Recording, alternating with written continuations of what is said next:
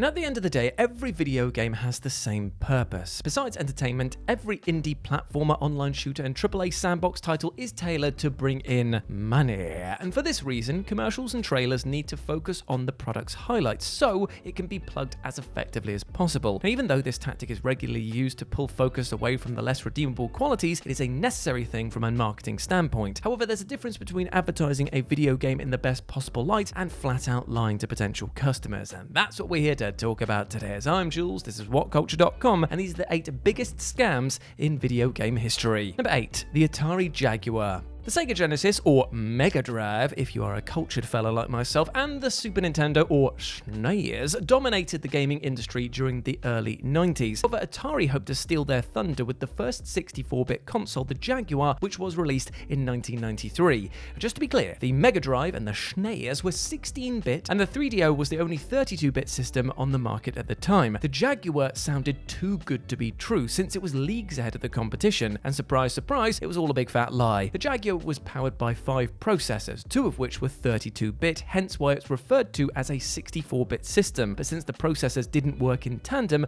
the Jaguar was 32-bit. Sadly, anyone who purchased the deceptive hardware quickly realized that it was nowhere near as powerful as the brash promotion suggested. To be fair though, the Jaguar wouldn't have fared much better if it was advertised accurately due to its limited and rather bland library. And due to its abysmal sales, some lucky die-hard gamers were actually oblivious of the console's existence for its entire run. Less than 3 years after its launch, the Jaguar was discontinued, encouraging Atari to abandon the console market for good. Number 7, the Kinect. Desperate to replicate the success of the Wii's motion controls, Microsoft devised their own peripheral for the Xbox 360 called the Kinect. The first title that utilized this technology, Kinect Adventures, seemed revolutionary on the surface, since it relied on the player's voice commands and gestures rather than a physical controller. If the technology was as smooth as the promotions implied, it could change the future of gaming overnight. So when Kinect Adventures became the Xbox 360's best-selling game, well, its legacy seemed guaranteed. But after playing Kinect Adventures for a few minutes, it was pretty obvious that its success was due to overhype rather than quality. The device struggled to recognize even the simplest gestures, turning the most straightforward activity into a nightmarish slog. Even when the prompts were recognized, there was a slight delay for them to register, making it nearly impossible to time movements correctly. Despite this major setback, Microsoft implemented the motion control tech for dozens of other titles, many of which had the same issues as Kinect Adventures. Although the second-gen Kinect for the Xbox One was much better at tracking movement, it wasn't precise enough to become the game changer that it could have been. Number 6, Goddess. After releasing the black and white games, Peter Molyneux set his sights on a new deity-based title. Founding his new company, 22 Cans, Molyneux got to work on Goddess, which served as a spiritual successor to arguably the first god-controlling title, Populous. Not wanting to use a publisher, Molyneux funded the $450,000 project through Kickstarter with 17,184 backers. And when Molyneux then signed with the publisher 5 months later, well, it was the first sign that something rotten was brewing. So, I hear you ask, how does Goddess work? Well, weirdly, it was tied to a mobile app called Curiosity, where players had to repeatedly tap the screen to reach the center of a giant cube. Whoever reached it first would become a god in the official game. And despite the fact that Brian Henderson won the Curiosity challenge, all he got for his efforts was a brief playthrough of Goddess while it was still in the testing phase. Yay. Although a mobile version of Goddess was released, the real deal never moved beyond Steam Early Access. 10 years after the Doom project was kind of released, it was then removed from Steam, still in its prototype state. Even though it is upsetting when an IP gets its plug pulled, this palaver really stung, since thousands of Kickstarter backers spent their hard-earned cash on a game that never materialized. Number 5, Mortal Kombat 1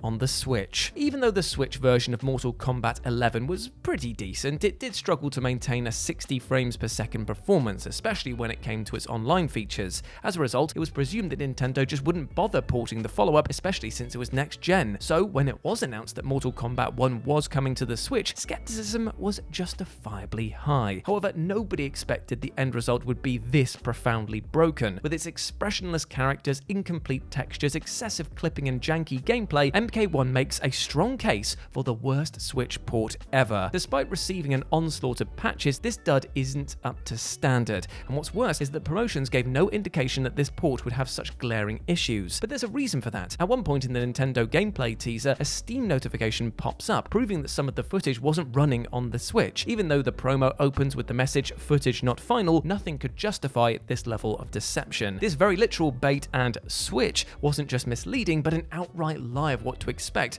from the finished product. Number 4. Assassin's Creed Unity. For the longest time, Assassin's Creed looked like it could do no wrong. With Ubisoft tossing out one hit after another, the historic fantasy franchise maintained a remarkably consistent nature at first. Of course, this is Ubisoft we're talking about, and so they were bound to screw up sooner or later. Sorry, but them's the rules. Sure enough, the powerhouse IP became a laughingstock thanks in part to Assassin's Creed Unity, the game that launched 1,000 memes and nightmare-fueled screenshots. Though the previous installment, Assassin's Creed Rogue, wasn't spectacular, it was a bloody masterpiece compared to Unity. The face-melting glitches are so infamous that they've inspired horrifying pieces of actual artwork. Although Unity has other flaws, such as stilted combat and rather ropey gameplay, criticism was primarily directed at the multitude of technical bugs, which begs the question, what the hell happened here? Simply put, the Assassin's Creed crowd was tossing out too many games at once, stretching their numbers too thinly to release an adequate title. In the publisher's defense, though, they were surprisingly effective when it came to damage control. Not only were many errors remedied, customers were offered an expansion at no extra cost and a free game from Ubisoft's catalogue. Nevertheless, anyone who played this pre-patch clunker felt absolutely scammed, since it should not, I repeat not, have been released in such a broken state in the first bloody place. Number 3. Dungeon Keeper 2014. Now, Dungeon Keeper, the original one at least, was a brilliant strategy title, allowing players to micromanage minions, personalize their own torture chamber, and summon hellhounds to urinate on enemies. Good times.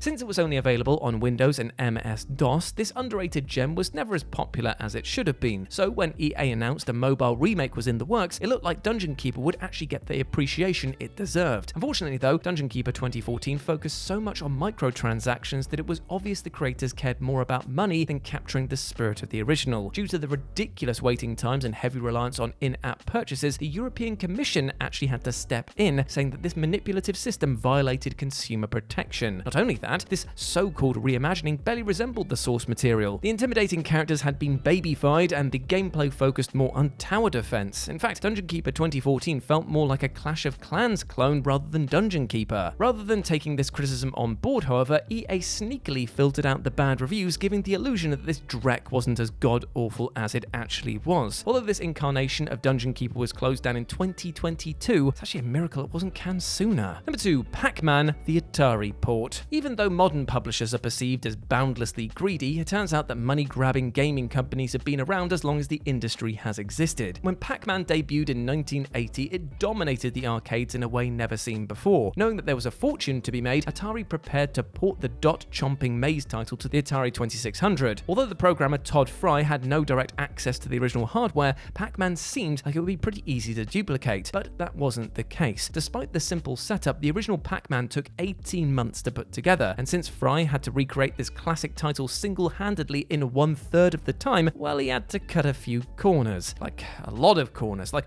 all the corners. Due to the flickering graphics, grating sound effects, and badly programmed everything, the Atari 2600 port of PacMan was just in name only, really. The gaming community felt so utterly betrayed by this drivel, it tarnished the industry as a whole. This notorious incident was partially responsible for a staggering decline in video game sales, which led to the video game crash of 1983, also known as the Atari Shock. Considering this shoddy port nearly collapsed the video game market, PacMan for the Atari 2600 has definitely earned its place in infamy. And number 1, The Day Before. Now, the phrase worst video game ever is thrown around with such flippancy it's hard to take seriously, except, of course, if you're watching Triple Jump, where it's actually a very good series over there. Shout out to the guys. Having said that, though, The Day Before makes a solid case for worst video game of the decade. Now, Fantastic's co-founders promised that their MMO zombie shooter would be groundbreaking when it was revealed in 2021, offering open-ended gameplay, unique mechanics, and realism unseen in the genre. The expectations for The Day Before were overwhelming, to the point where it became Steam's most wishlisted game. But due to repeated delays, asset-flipping allegations, unpaid labor rumors, and online gameplay videos being pulled, it wasn't long before the authenticity of the project was challenged. And for the record, it's never a good sign when a game is accused of being a grift before it comes out. When The Day Before finally emerged, it was clear the cynicism surrounding its development was warranted. Not only did it suffer from from sporadic frame rate, terrible enemy AI, and technical issues, but it also was bereft of creativity. No melee combat, no innovative mechanics, no characterization, no artistry, nothing. Fantastic removed the day before from sales 4 days after launch and shut down the servers the following month. Though purchasers were refunded, anyone who spent 5 minutes on this abomination, well, they felt absolutely positively bamboozled. And there we go, my friends. Those were the 8 biggest scams in video game history. I hope that you enjoyed that, and let me know what you thought about it down in the comment section below. As always, I've been Jules. You have been awesome, my friends, and I'll speak to you soon. Bye.